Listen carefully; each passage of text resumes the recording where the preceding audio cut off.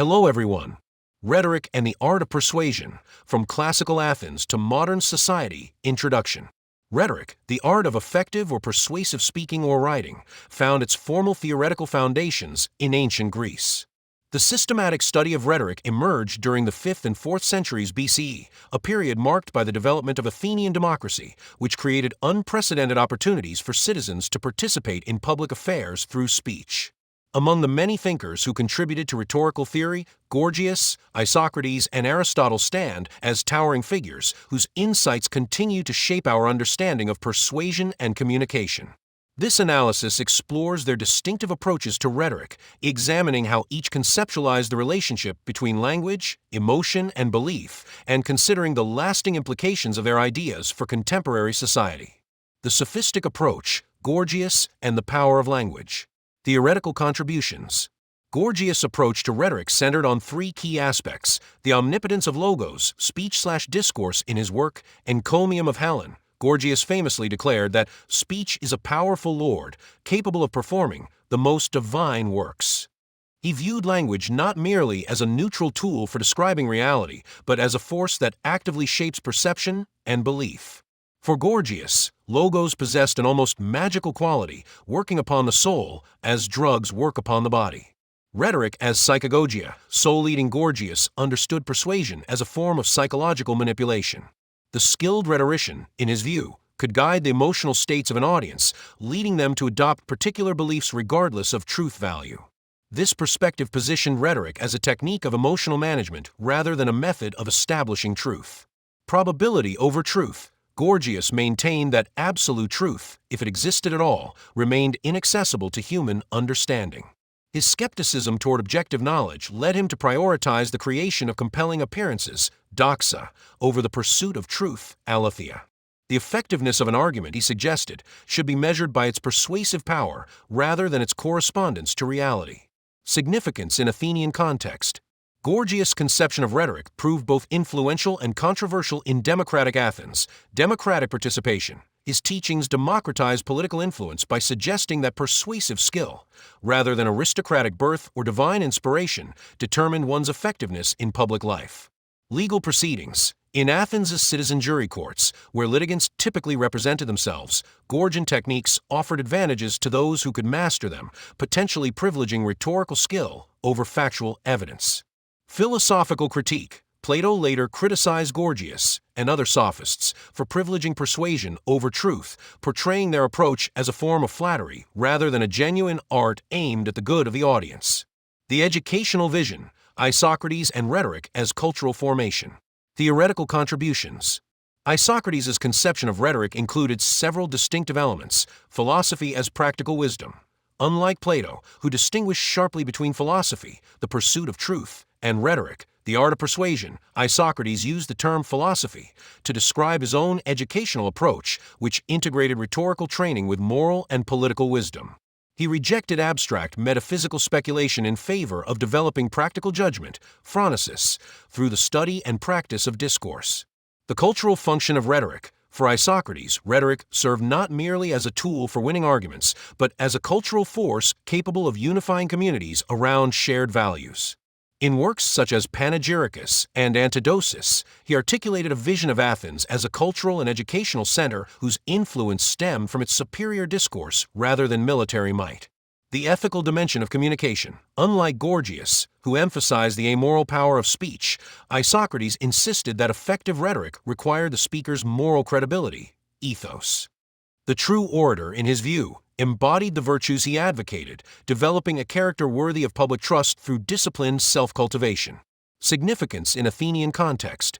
Isocrates' rhetorical vision resonated with several aspects of Athenian civic life: Pan-Hellenic identity. His advocacy for Greek unity against Persian influence employed rhetoric as a means of constructing a broader cultural identity beyond individual city-states. Democratic leadership. Isocrates envisioned rhetoric as a means by which natural leaders could guide democratic deliberation through persuasion rather than coercion, balancing popular sovereignty with stable governance.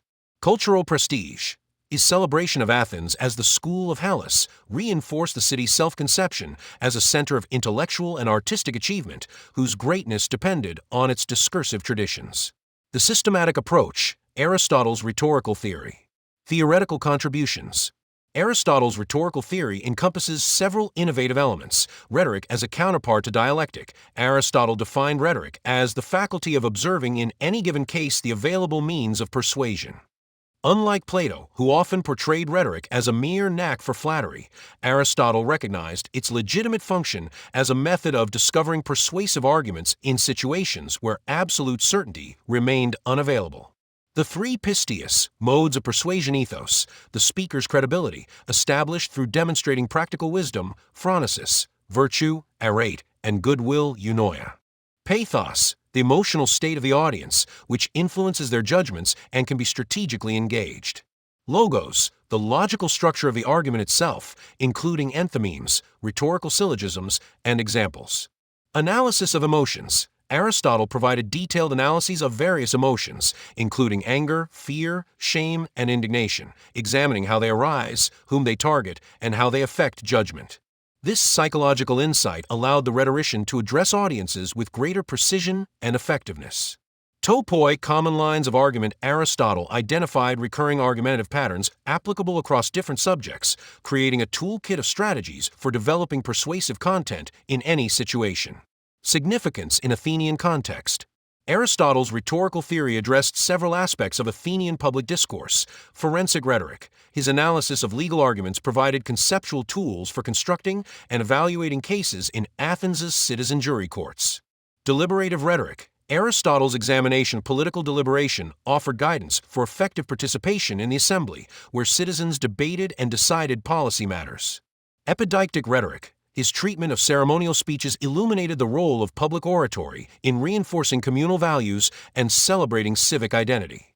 Comparative analysis. Language, emotion, and belief. The approaches of Gorgias, Isocrates, and Aristotle reveal significant differences in how they conceptualize the relationship between language, emotion, and belief. On language.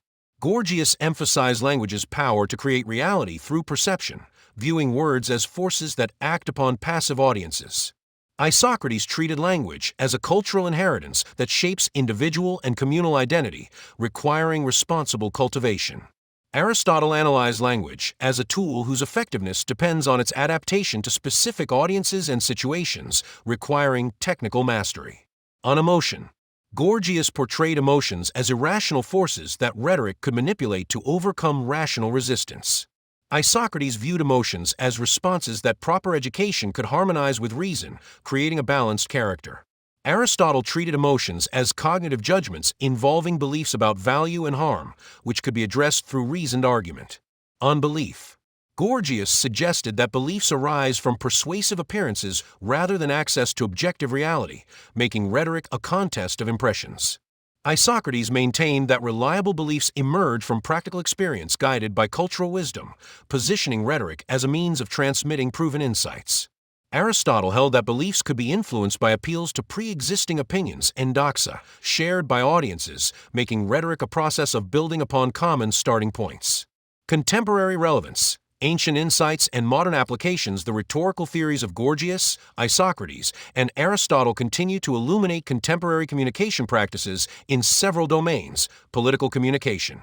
Media framing. Gorgias' insights regarding language's reality-shaping power anticipate modern analyses of how media framing influences public perception of political issues. National narratives. Isocrates' use of rhetoric to construct cultural identity prefigures contemporary discussions of how political discourse shapes national self-understanding. Deliberative democracy. Aristotle's analysis of practical reasoning in political contexts informs modern theories of how democratic deliberation can produce legitimate collective decisions. Digital rhetoric. Viral content. Gorgias' emphasis on emotional impact over factual accuracy helps explain the rapid spread of emotionally charged content on social media platforms. Online communities. Isocrates' vision of discourse communities united by shared values resembles modern digital spaces where rhetorical practices create and maintain group identities. Algorithmic persuasion. Aristotle's systematic analysis of persuasive techniques provides a framework for understanding how digital platforms algorithmically optimize content for engagement. Professional communication. Corporate messaging. Gorgias' techniques for creating memorable expressions appear in contemporary branding and advertising strategies that prioritize emotional resonance. Organizational ethos. Isocrates' emphasis on credibility through consistent ethical behavior parallels modern corporate reputation management practices. Strategic adaptation. Aristotle's attention to audience analysis informs contemporary approaches to tailoring messages for specific stakeholders. Conclusion. The enduring legacy of classical rhetoric. The rhetorical theories developed by Gorgias, Isocrates, and Aristotle emerged from a specific context of democratic Athens, responding to the unprecedented opportunities and challenges created by a political system that placed persuasive speech at its center.